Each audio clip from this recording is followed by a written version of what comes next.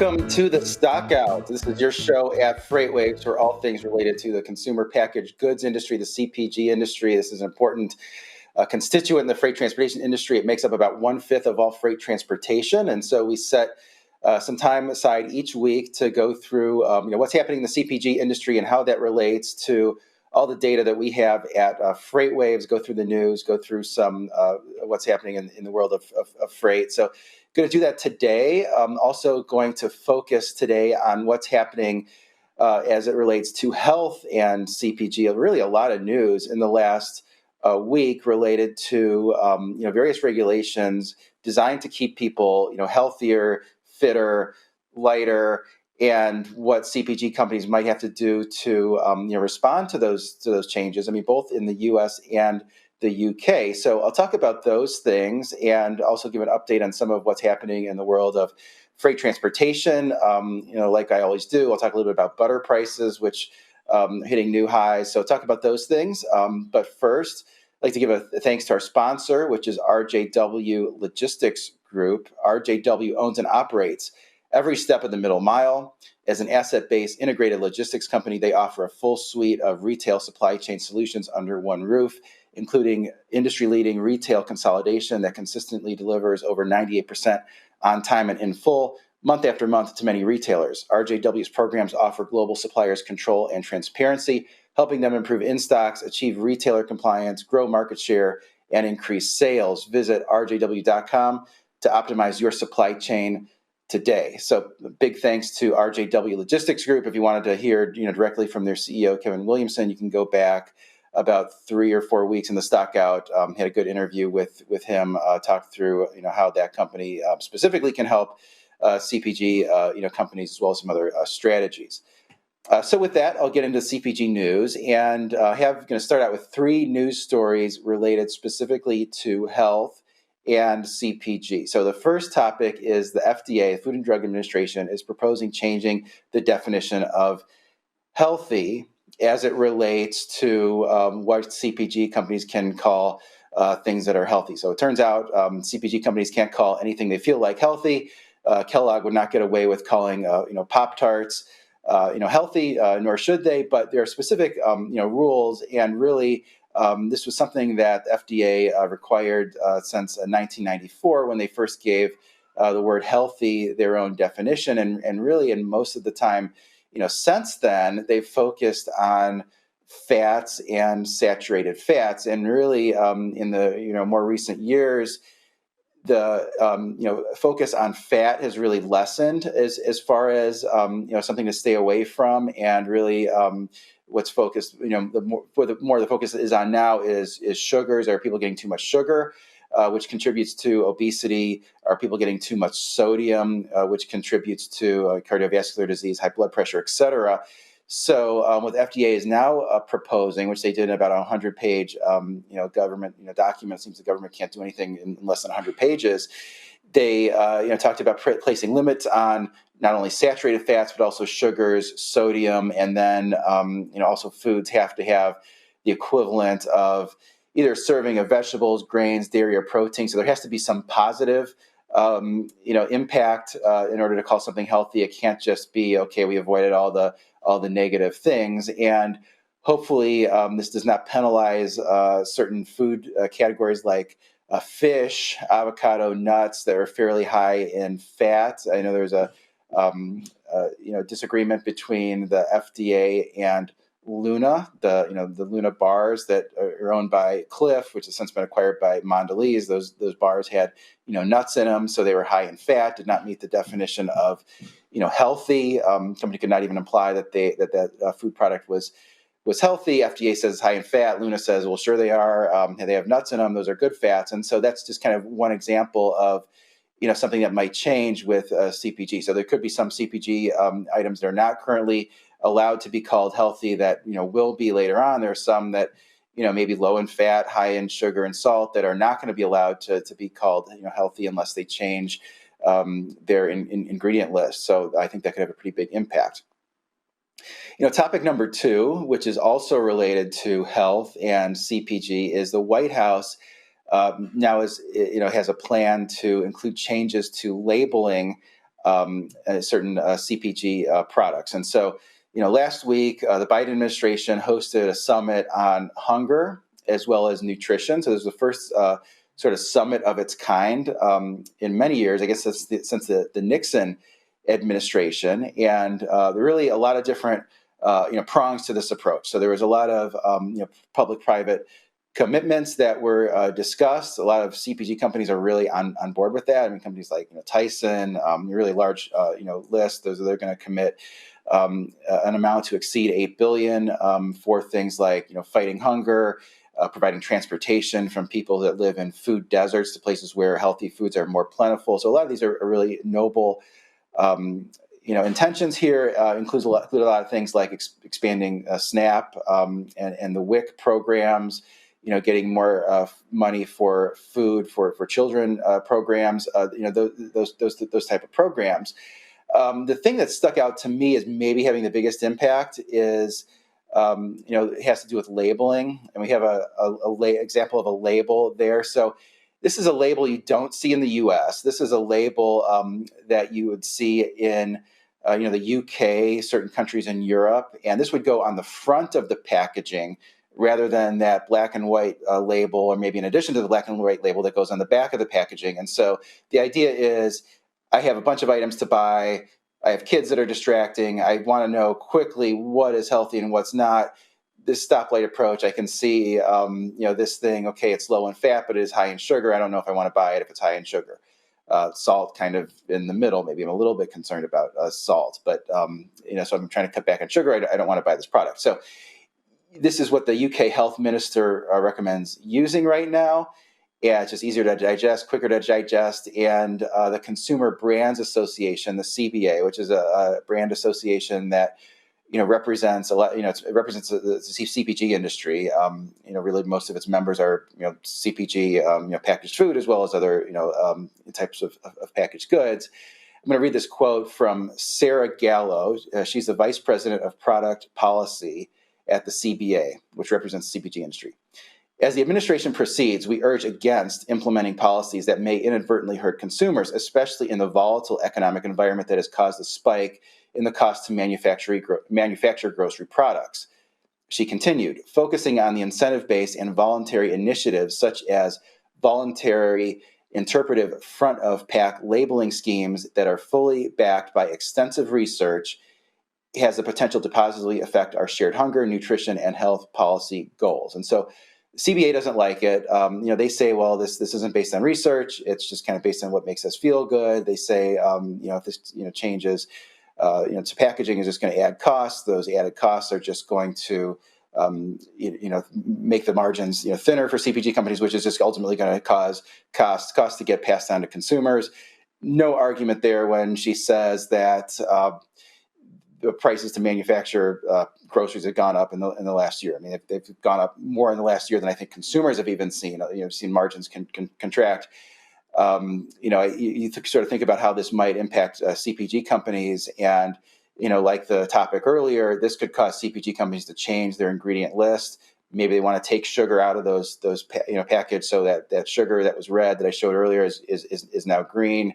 Maybe there are going to be multiple SKUs where you have the original package that is just as it is now, and you add an SKU that has that all green, all that clean label that some consumers are willing to pay more for.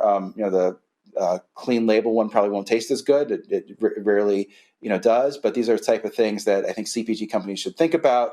Adding SKUs always complicates supply chains. It's one of the things that a lot of CPG companies have tried to get away from during the pandemic. They've gone to smaller number of SKUs, and really the ones that have sort of sold the best. And I think it could cause companies to play games with the serving size. I'm not sure exactly how the serving size is going to be addressed if those labeling requirements come to fruition.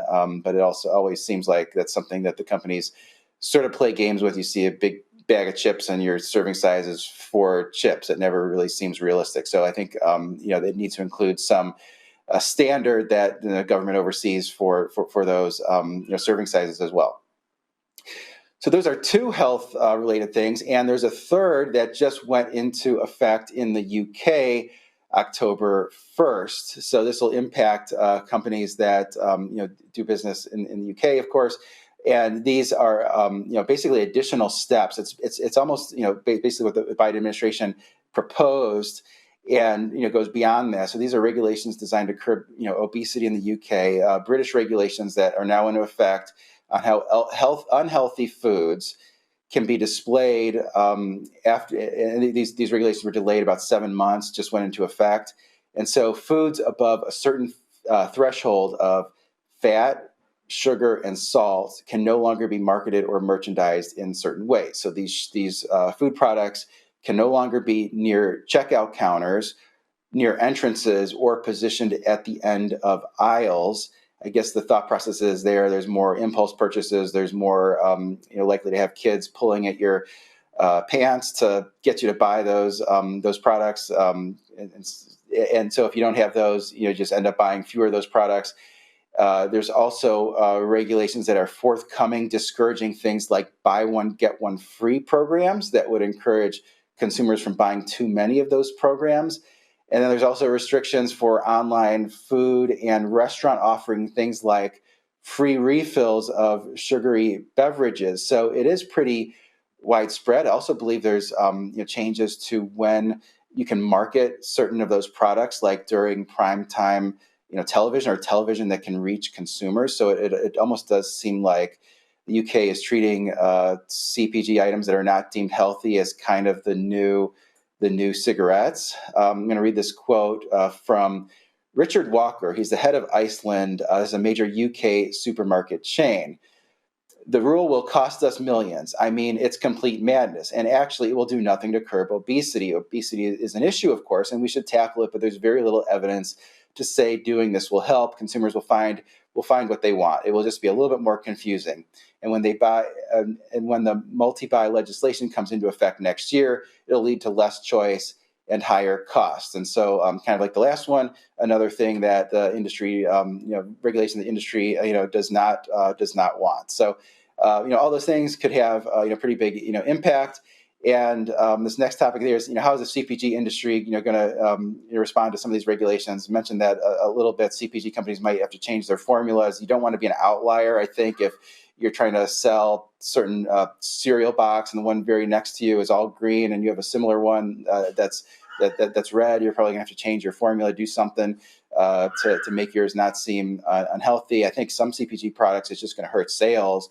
You look at a company like Kellogg, which is being split into 3 companies. The higher growth of those companies is the snacking business, which is trying to expand internationally, selling things like Pop-Tarts, Cheez-Its, Pringles to a lot of international markets where they do not have as much penetration.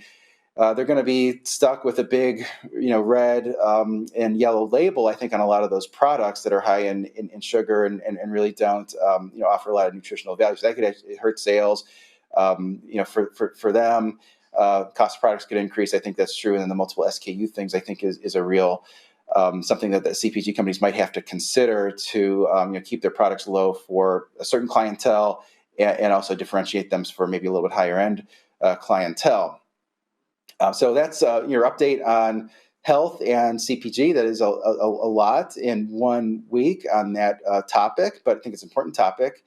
And with that, I want to thank our sponsor a second time, RJW Logistics Group. If you didn't hear the first part of the show, are you assessing the advantages of prepaid versus collect freight management for delivery into retail? RJW's retail consolidation program achieves over 98% on time and in full to ensure a stronger shelf presence, increased in-stocks, retailer compliance, and overall retail supply chain improvement.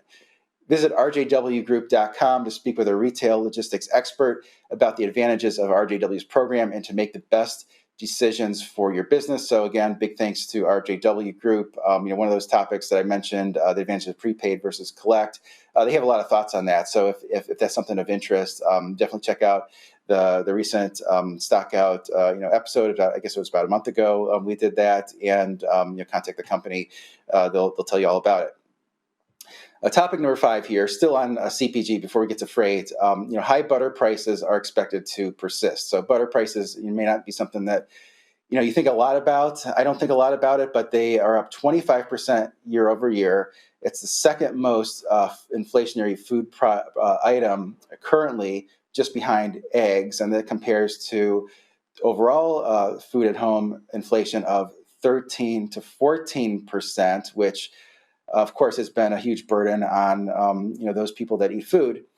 Inventories of cold butter at their lowest level since 2017, built up. They usually build up those inventories early in the year for cold butter, and then they're brought down later in the year because people do more baking in the fall months and the winter months, which never thought about that before, but it makes sense.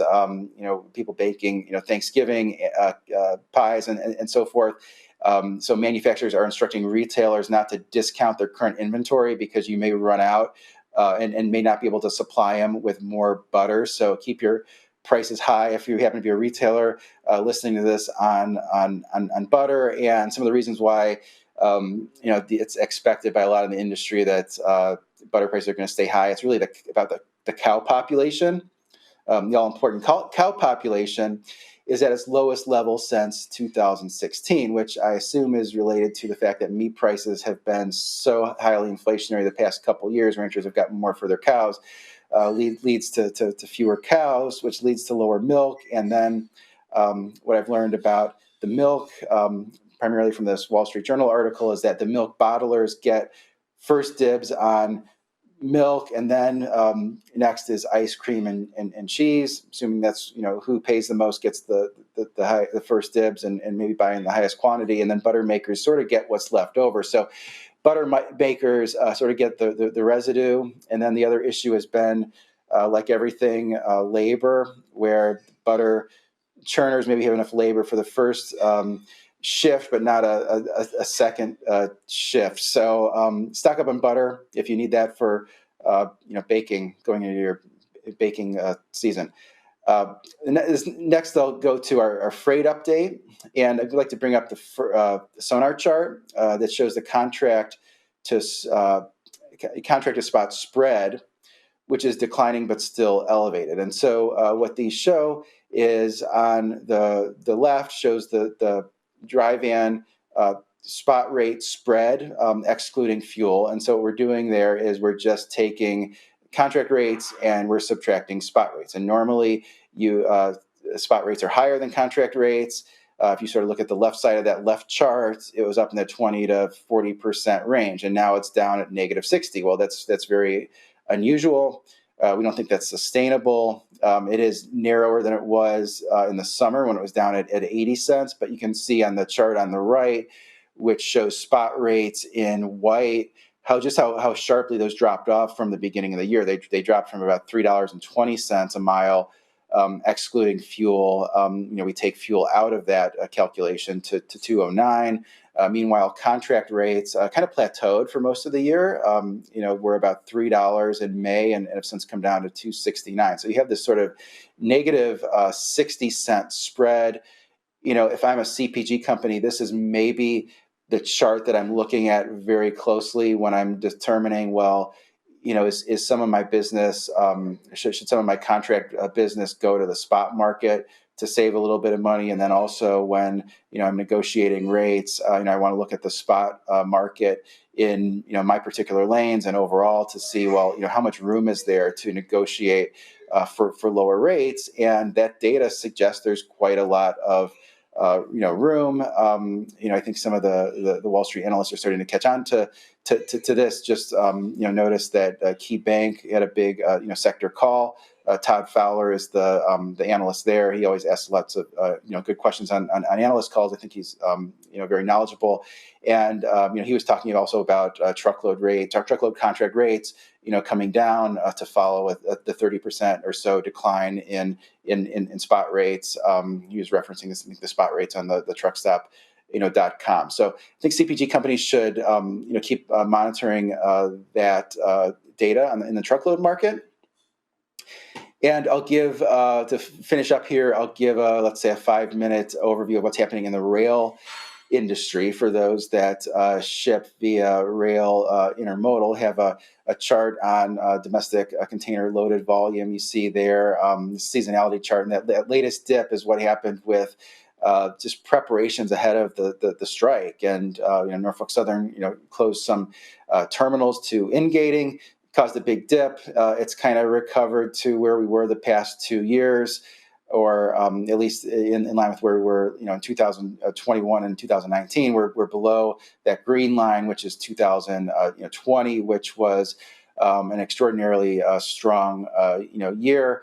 Some of the other updates here in rail is BNSF just announced that they have plans to build a $1.5 billion Southern California facility. So this is going to be all the way in Barstow, which is in the California's high desert. It's about 80 miles further inland than Ontario. So it is quite a ways from the ports of LA Long Beach. You get there via the Alameda corridor, and it's going to serve some different purposes, but an intermodal facility, warehousing and transloading from international containers into domestic containers. So it's a type of thing where you sort of look at that investment and say, well, this is probably related to that joint announcement that was released some time ago between Burlington Northern and J.B. Hunt, where they're both investing a lot in their respective domestic intermodal capabilities. You have to look at that and say, well, J.B. Hunt has volumes that are going to rise, and for all we hear about shifting trade patterns to the U.S. East Coast. I mean, these are type of investments that make you think, well, maybe L.A. and Long Beach are really going to maintain that, let's say 40% market share of inbound containers, and so it could be pretty impactful there. So we have an article, Joanna Marsh, editorial writer that follows rails, has an article up on freightwaves.com.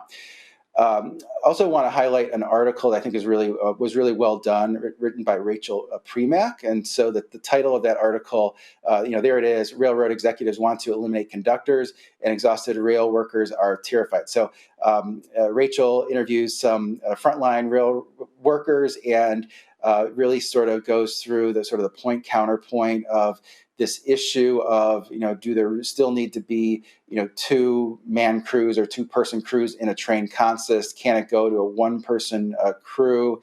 Sort of the point counterpoint there is technology has advanced so much that you don't need, two workers in each train. A locomotive engineer and a conductor is maybe redundant because of the technology called positive train control, which is designed to stop a train in the event of a human error, such as, the switch is wrong, or trains traveling too fast, things of that nature.